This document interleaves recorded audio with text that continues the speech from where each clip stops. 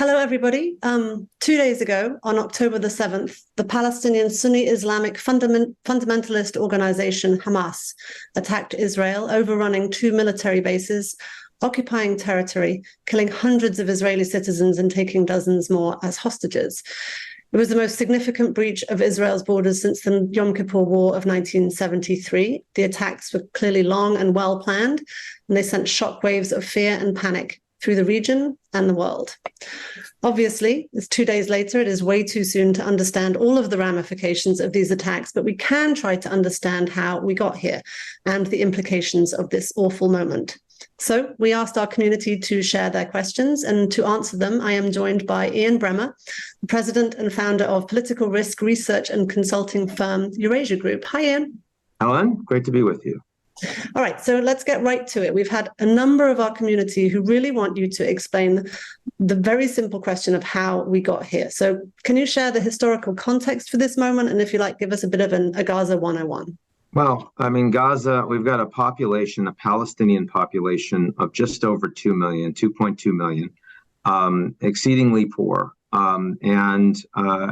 Without sovereignty, without statehood, and a part of the Palestinian occupied territories, also the West Bank, more people, 3.5 million.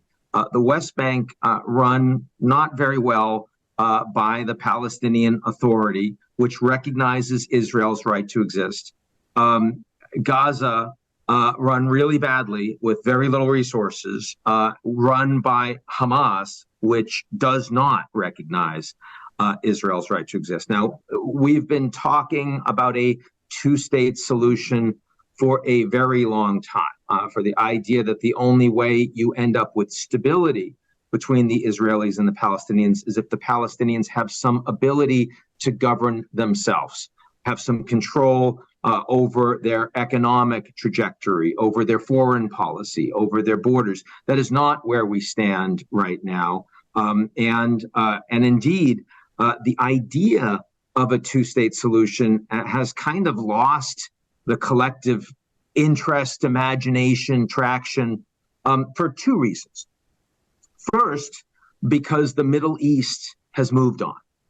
A bunch of countries around the region have found that they are interested in developing direct relations, some formal, some informal, with Israel. And that they're willing to do that irrespective of resolving the Palestinian question, the Palestinian problem.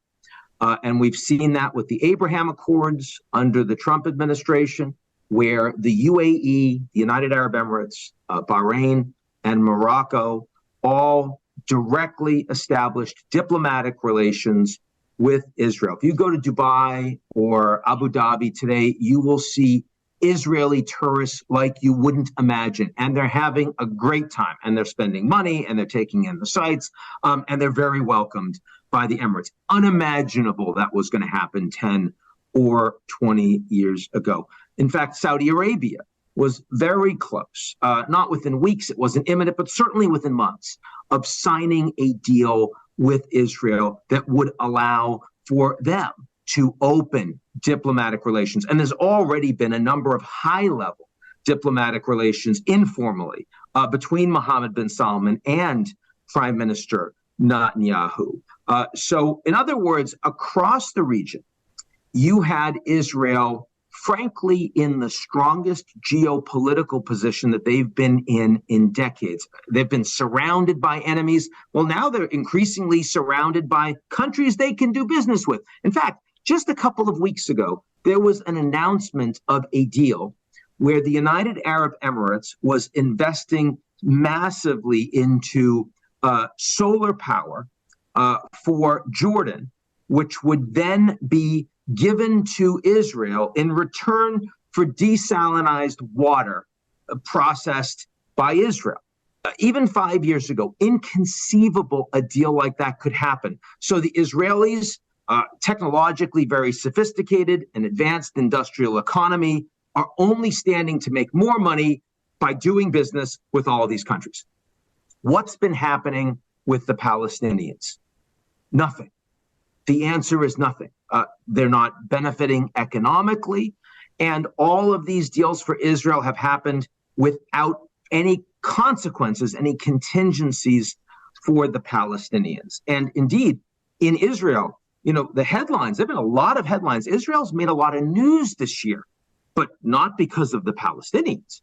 Israel has made news because of their own domestic constitutional crisis, an effort by the Prime Minister Netanyahu and his right-wing coalition to engage in judicial reform, an Israeli judiciary which is very independent, which has, in the context of democracies, a very surprising amount of authority over making, but also interpretation of laws in Israel. What can and what it cannot be considered a reasonable law to be executed, and for a country that doesn't have a constitution, not surprising, perhaps the judiciary is so powerful. And Netanyahu facing corruption charges and with a very weak right-wing coalition relying on far-right, extremist right party as part of that coalition, was pushing for these reforms. Now, why am I talking about that? Because for the last 6 months, there have been unprecedented demonstrations across Israel, peaceful demonstrations, but bringing out the entire country because they were concerned about a constitutional crisis, kind of an irony for a country without a constitution. If Netanyahu persisted, went ahead with these reforms, no one was talking about the Palestinians. And indeed, large numbers of troops that had been in the south were moved to the West Bank as the Netanyahu government was expanding the settlements in that territory and responding to Palestinian reprisals against those settlements. So they weren't focused on the issue. They took their eyes off the ball.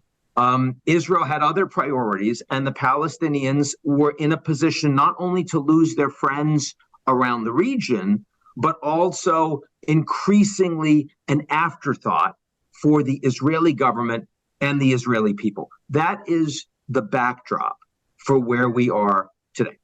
So let's dig in a little bit into the idea that you bring up of the kind of the troubles that have been roiling Netanyahu and the Israeli government themselves. So I think one of the things that has been brought up is the massive failure of intelligence and defense systems in Israel that allowed this attack to happen. What happens next? Like, do you see Israel uniting around Netanyahu? Do you see this fracturing even worse with anger at what happened and the lapses in defense and intelligence insights? Or what happens next? Well, the first point I should make is just for everyone to understand what has just happened to the Israeli consciousness. It is unimaginable that certainly someone in a developed country could have any understanding of what the Jewish people in Israel are presently going through.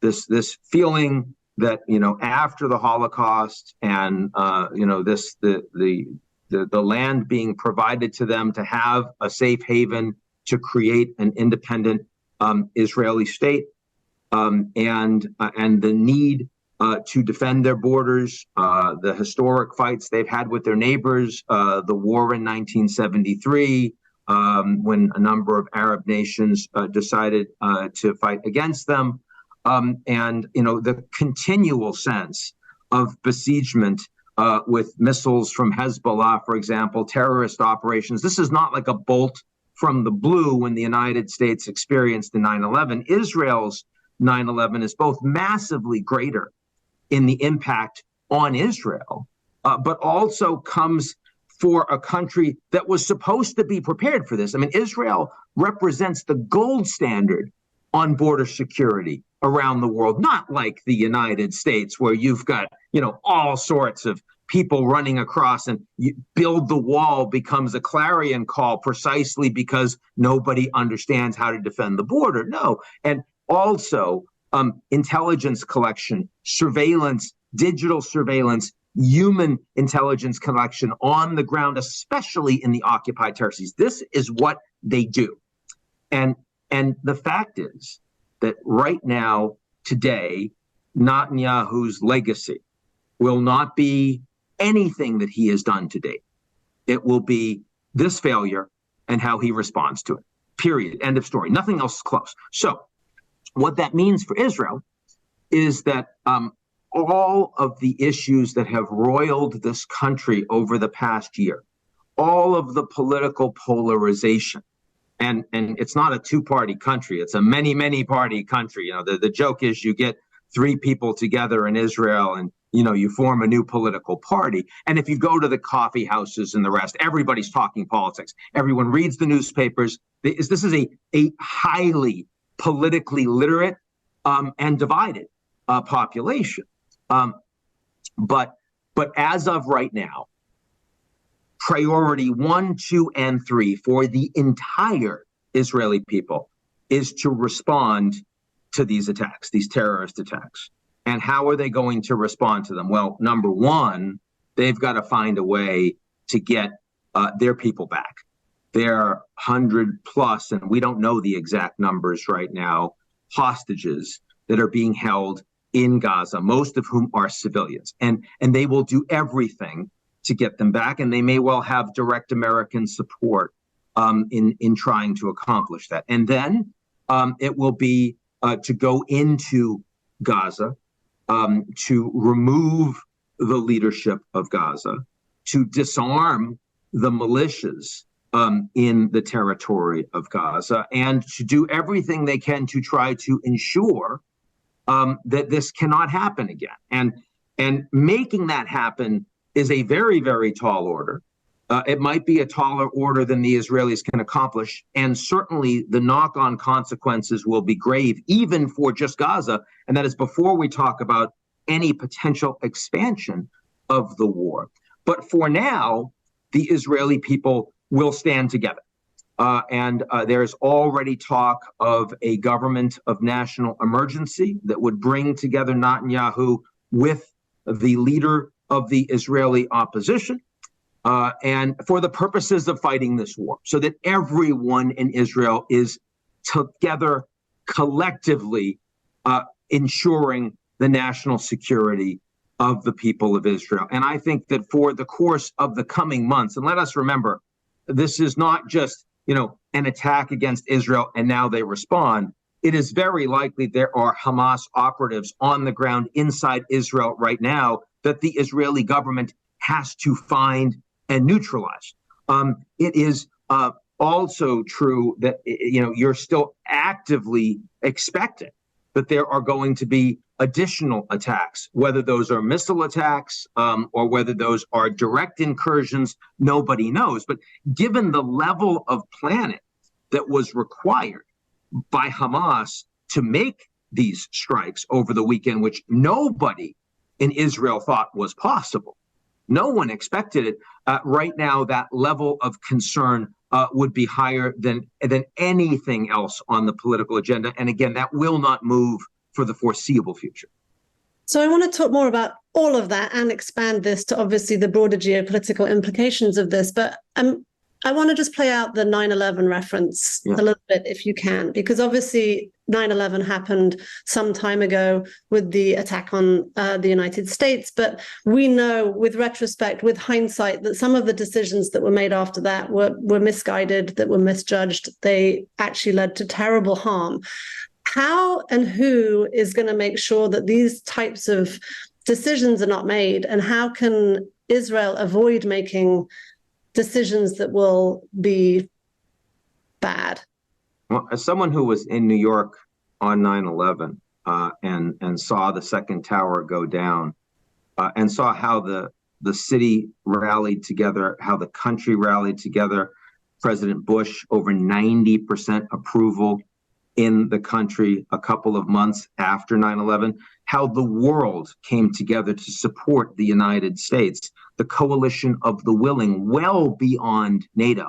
I mean, poor countries that had no business caring about what the United States was up to, providing troops on the ground and support for the Americans. Russia, Putin's Russia, calling up Bush and offering republics in former Soviet republics in Central Asia as bases to support for logistical operations for the war in Afghanistan. I mean, the level of support for the United States after 9/11 was singular.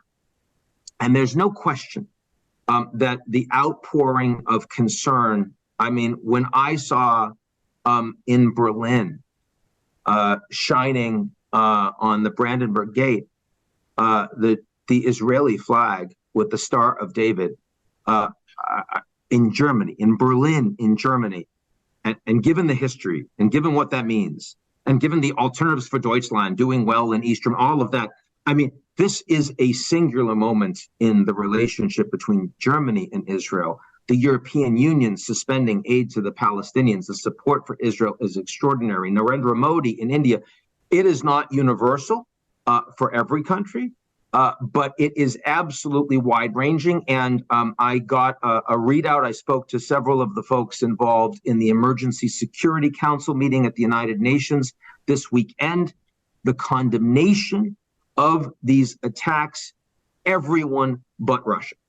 Again, so that in that regard, this is very, very similar to 9/11. Now, the broader question that you're asking, Helen, which I'm also very sensitive to, is in 2023, looking back on 9/11, the Americans made some horrible, horrible, long-lasting mistakes. And some of those mistakes were in the United States. I mean, you know, if I think about how much money was spent and wasted in the Department of Homeland Security on personal security and safety in the airlines, how much money was wasted, how much economic inefficiency as a consequence of overstating the terrorist threat in the U.S., everything else secondary to that, but also the rights that were stripped back for, in some cases, all Americans in terms of surveillance and the Patriot Act, but also targeting Muslim Americans across the country, and so much mistreatment of American citizens as a consequence of that. But that's nothing compared to the mistakes made internationally.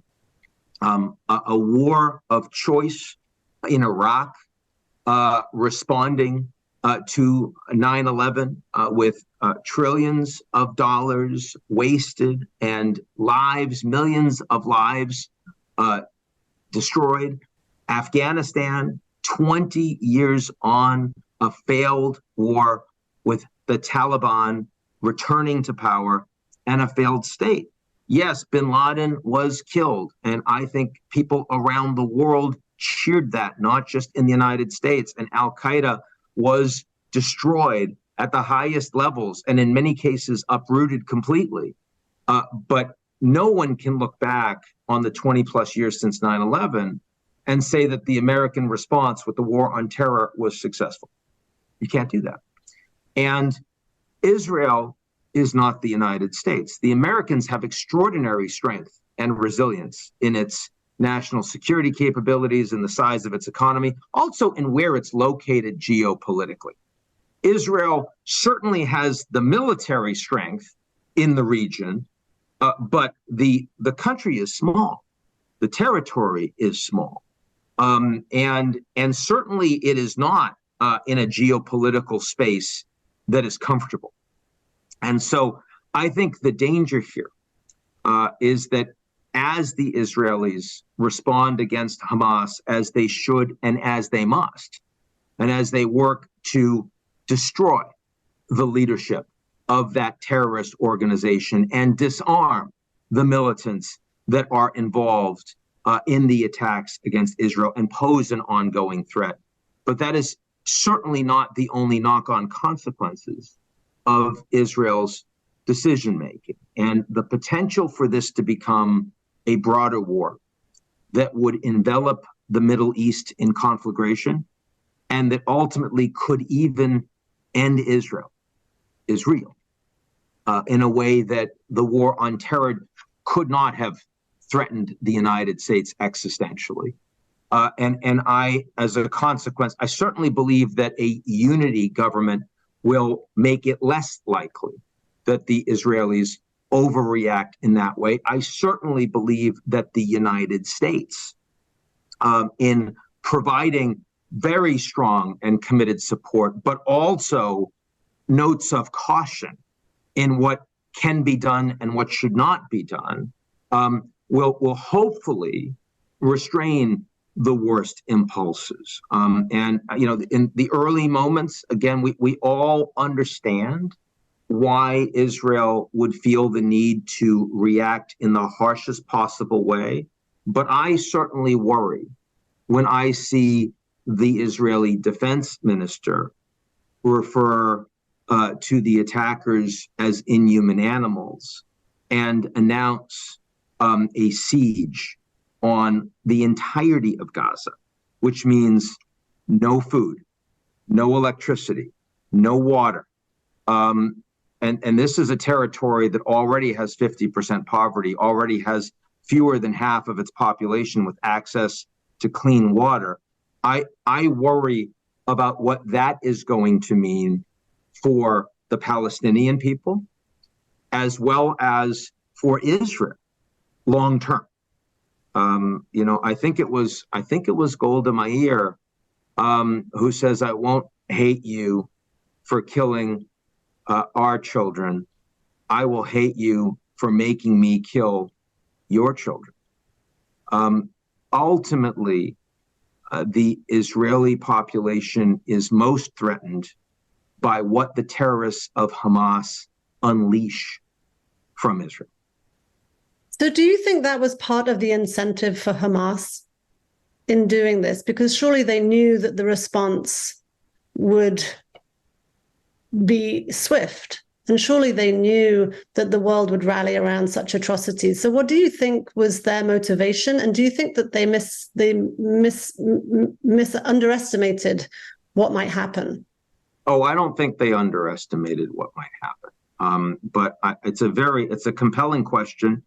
It's really hard to put yourself in the mindset of someone like a Hamas leader.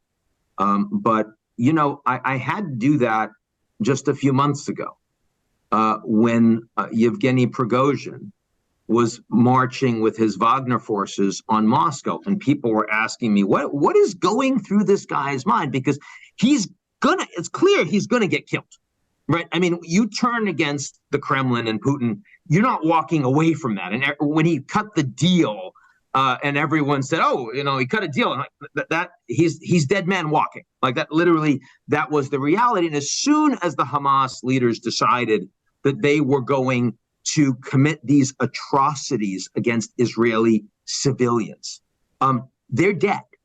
There is no future for these people. So I think there are two different things going on.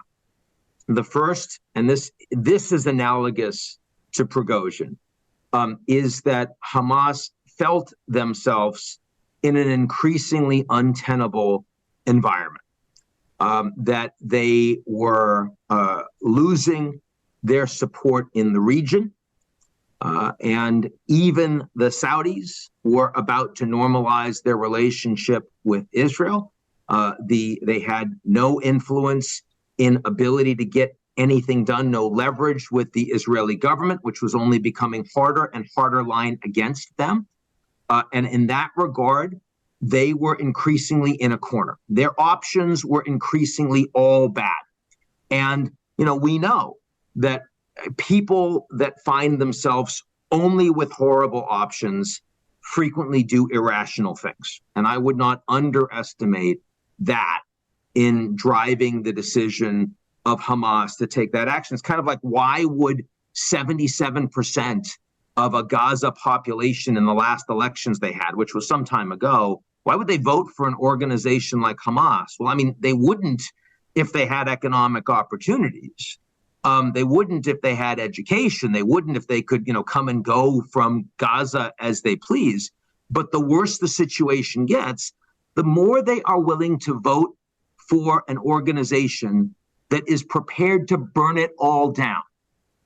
And by the way, there's a lesson in that, even for those of us in very wealthy, very stable countries.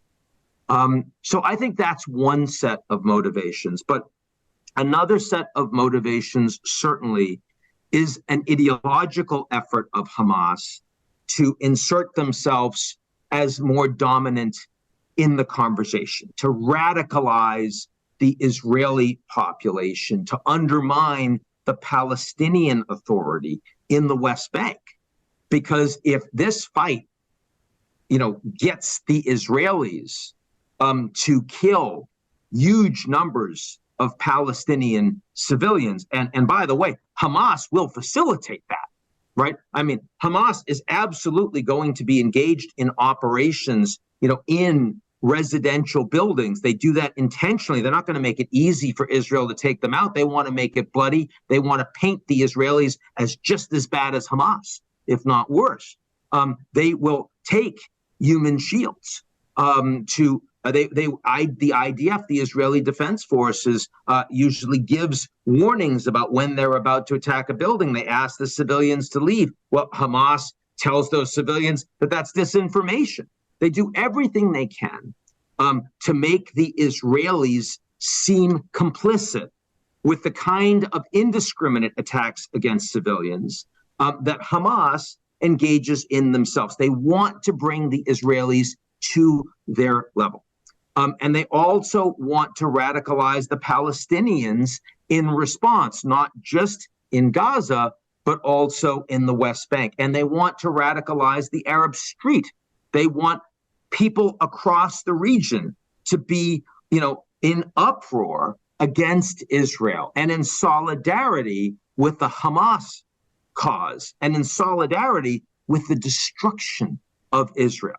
They want Arab leaders to be saying what the Iranian supreme leader was posting on social media this weekend, calling essentially for a genocide against the Zionist regime.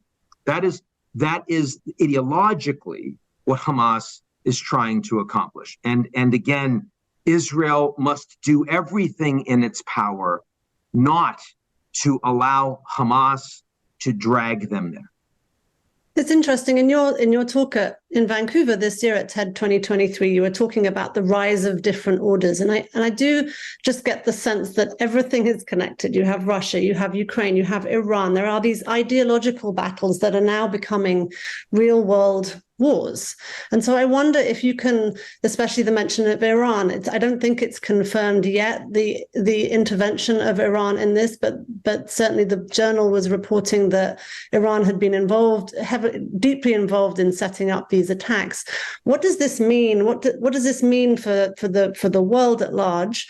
And then I also have a follow-up question, which is, what do you think the US should do? So let's talk in terms of the world at large, and starting with Iran. Certainly that Wall Street Journal piece over the weekend drove an enormous amount of news. It was saying, hey, the Iranians basically planned this. I will tell you, that was a very lightly sourced piece, relying on Hamas. And I would not have gone to print with that if I had been the Journal. The Journal is usually quite... Yeah, the U.S. has not confirmed that at all. No, right? In fact, the U.S. has actually said that there is not hard evidence at this point that fingers Iran as having directly orchestrated or ordered these attacks. Now, let's be very clear. The Iranians have publicly expressed strongest possible support for Hamas. The Iranians have historically funded and provided military support directly for Hamas. So, I mean, they clearly are not innocents in this. And I would be surprised to learn that the Iranians had no idea that this was going to happen.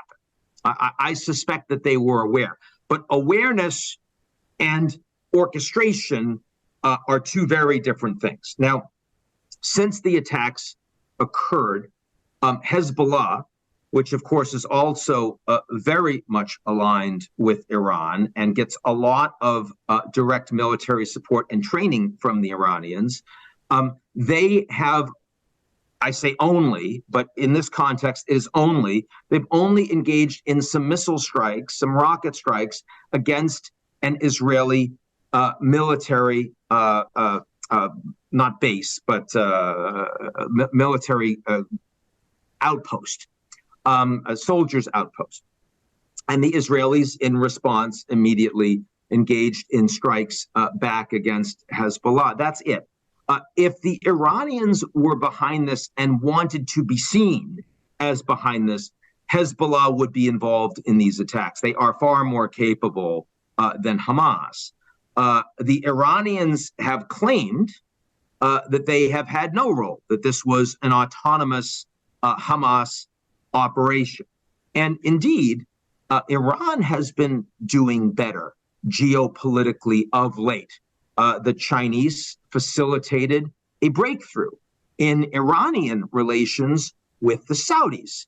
The Iranians have engaged with the United States, and $6 billion of Iranian assets are set to be unfrozen, have not been unfrozen yet, but are set to be transferred to Iran. 5 American civilians that were held unjustly as hostages in Iranian jails have been released and sent to the United States. The Iranians have reduced the top level of uranium enrichment and some of their stockpiles, allowing inspectors in. Now, this is not a return to the Iranian nuclear deal, the JCPOA, but certainly on the basis of all of that, and even some high-level discussion that the Iranians might be willing to engage directly with the United States diplomatically through the good offices of Oman, none of that seems aligned at all with the Iranians pulling the trigger on an attack against Israel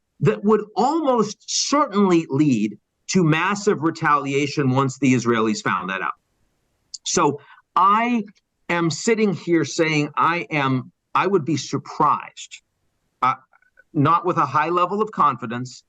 And you know, the Iranian regime has a very old supreme leader who is also dealing with internal instability and a transition that is coming. So never say never, but I would be quite surprised if we found out that the Iranians directly ordered this. Now, it is useful that the United States has both sent a fleet off of the Israeli coast to show stalwart support and will be providing a level of at least military coordination and operational intelligence, may well do much more than that. We can get to that when we talk about the United States, but is also very publicly saying we do not yet have any evidence that the Iranians are involved. In other words, the message from the United States is very clear. Do not expand this war into Iran, because the consequences of that are $150 crude at a minimum. The consequences of that is the world goes back into global recession. The consequences of that are conflagration in the region.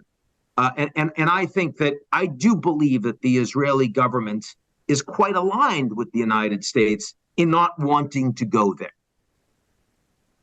I keep coming back to the human cost of this, because the reality is that people are suffering, people are being killed, and many more people are likely to be killed. If indeed Hamas has kind of hijacked this story with extremist action, I wonder what you see from the Palestinian side of kind of a more moderate type of push towards trying to get understanding, trying to get peace in this nation, or trying to get peace in this area. I mean, that's the most tragic piece of this, is the ability of Hamas to successfully hijack big pieces of the political spectrum for the Palestinians. I mean, there are so many people in the West right now that view the Palestinians as equivalent to Hamas.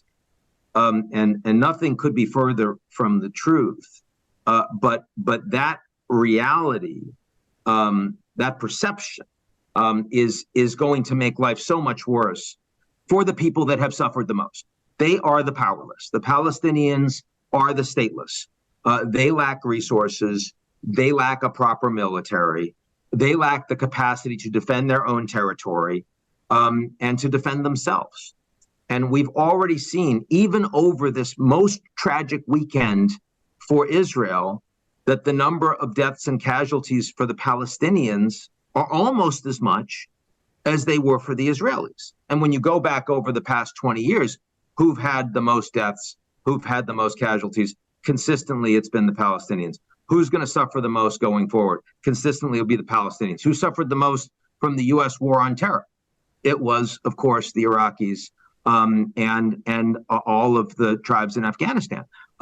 This should not surprise anyone, but it is the unfortunate reality that, of course, Hamas leadership will be destroyed, but the biggest damage that they will have done would have been to their own people, to the Palestinian people, who now will face almost unfathomable deprivation. And there's very little that the rest of the world is going to do about it. Do you see a movement within Palestine to step up if Hamas is done? I certainly believe that the Palestinian Authority will try to see this as an opportunity to push for more international engagement from the region to take seriously a cessation of illegal Israeli settlements in the West Bank, a rolling back of the territory that is presently occupied, and a revival of peace talks that would bring about a two-state solution, where the Palestinians less land than perhaps they would have gotten in the days of, Arafat and Rabin, but nonetheless something that feels sustainable, a country that one might be able to raise children with a sense of hope. There is no one in occupied territories of Palestine that could say that for themselves, for their children today. So I think that is the hope. But, clearly right now is not the time for that, not because we don't want it, but because events will overtake it immediately and have already overtaken. Now the hope is that the violence that will spread in the West Bank can be contained, that we do not see a war in Gaza become a war in the West Bank, that we do not see an occupation of Gaza become an occupation of the West Bank. That is, I think, the priority. Now, you have to know sometimes when you actually have a trajectory for peace and when you have to do your best to avoid war expanding. We do not have a trajectory for peace right now. We are at war. There were plenty of opportunities over the past years to take off-ramps, to engage more seriously. They were ignored. And it is precisely that reality that has brought us to a point where we now are on defense, where we are hoping that this does not get much, much worse.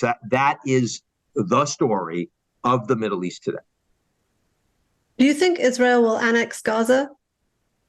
I think the Israelis don't know.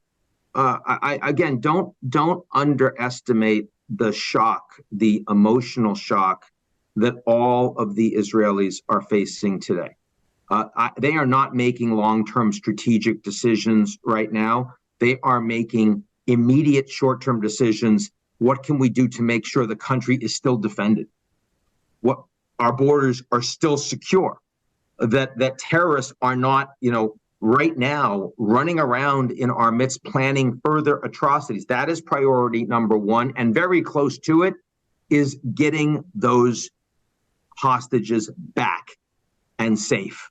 I'd say unharmed. They've already experienced a lot of harm. That's beyond the realm of possibility right now. There will be in the coming weeks, and there's also some shock and awe. Some Netanyahu immediately posting some buildings getting demolished in Gaza and saying we are, at war. That is, they've engaged in these sorts of airstrikes before, and we already know of families that have gotten killed, entire families in some cases of 9, of 13 people, lots of children, this sort of thing. We will see that.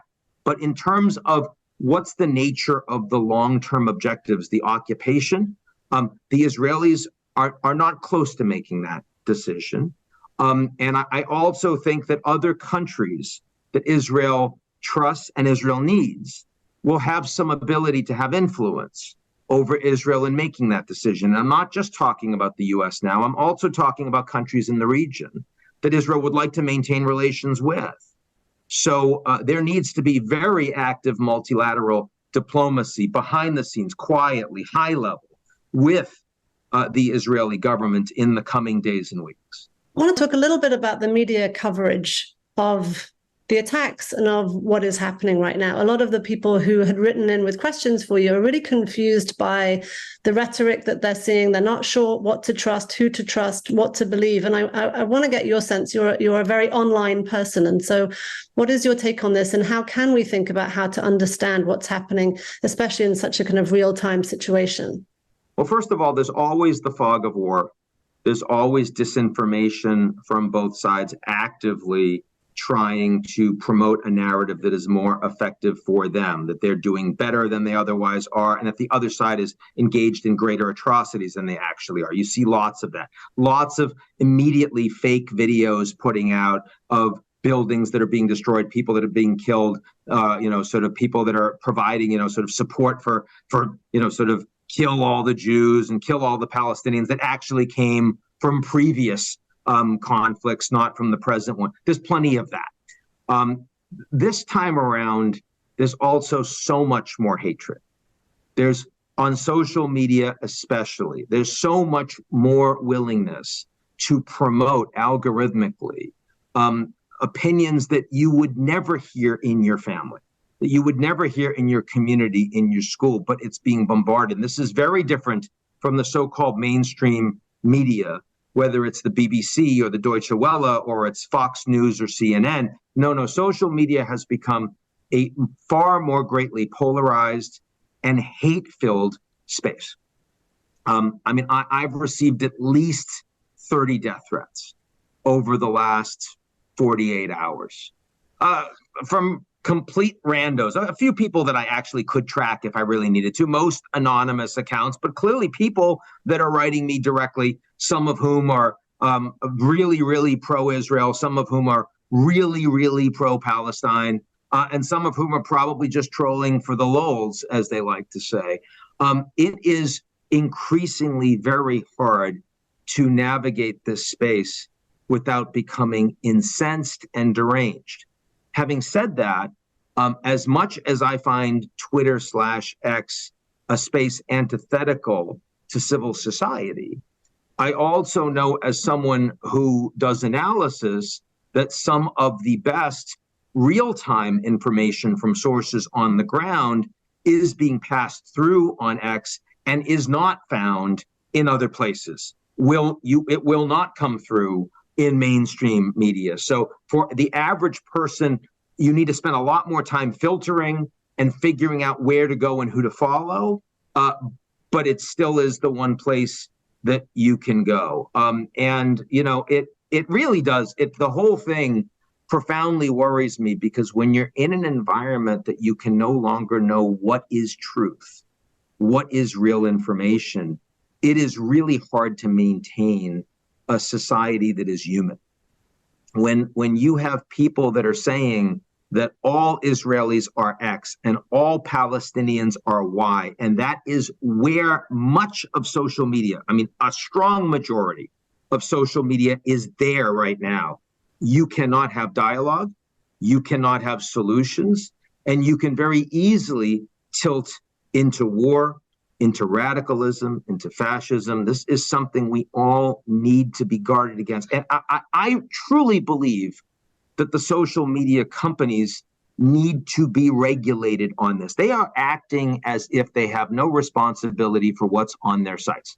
That, it's just like the phone company, that if you and I, Helen, are having a conversation about blowing something up, well, we're responsible for that, but the phone company isn't responsible. And I accept that. But Helen, if you and I are having a conversation about blowing something up, and then the phone company takes that conversation, identifies everyone else that might be interested in blowing something up or has considered it, and takes that conversation and promotes it to them, then you, the phone company, are responsible. You are liable. You should be taken down. And we are in a war right now, and the social media companies are actively fanning the flames. They are spraying fuel on the flames, and they're doing it globally. So much so that countries like China that are authoritarian and control their media space actually have sort of an intrinsic political stability advantage in information warfare over open societies that should be the most resilient. That's crazy. And we can't keep going down that path. The ironies are writ large. Okay, so we are coming on our time, but I wonder if you can leave us with the sense of what should we be watching for next? What should we be looking for?